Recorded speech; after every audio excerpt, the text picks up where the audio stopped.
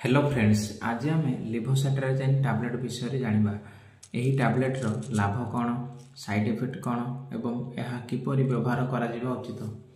एही लिभोसेट्राजिन tablet T market रे विभिन्न प्रकार रो ब्रांड नाम रे मिली थाए, जेपरि कि सेटसीपीएल, लिभोसिस 5, भोजेट 5 इत्यादि। साधारणतः एही लिभोसेट्राजिन टैबलेट एक एंटीहिस्टामाइन औषध अटे।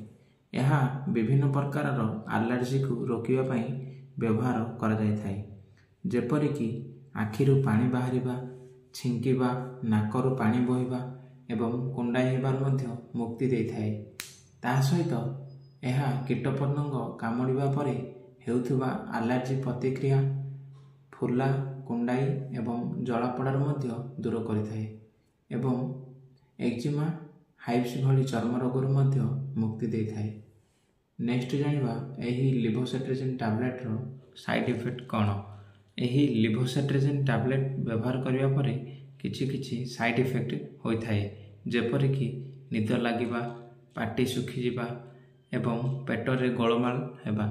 एही परि किछि समस्या देखा दै थाए। जदि अधिक किछि समस्या होई थाए तेबे आपण तुरंत डाक्तरଙ୍କ सहित परामर्श नियंतु। नेक्स्ट जानिबा एही लिभोसेट्राजिन टैबलेट किपरि व्यवहार करा जिबा उचित। साधारणतः एही लिभोसेट्राजिन टैबलेट संध्या रे खाली पेटरे दिन को थरे व्यवहार करा जाय थाए। एही परि किछि सूचना जानिबा को हेले चैनल को लाइक, शेयर एंड सब्सक्राइब करंतु। धन्यवाद।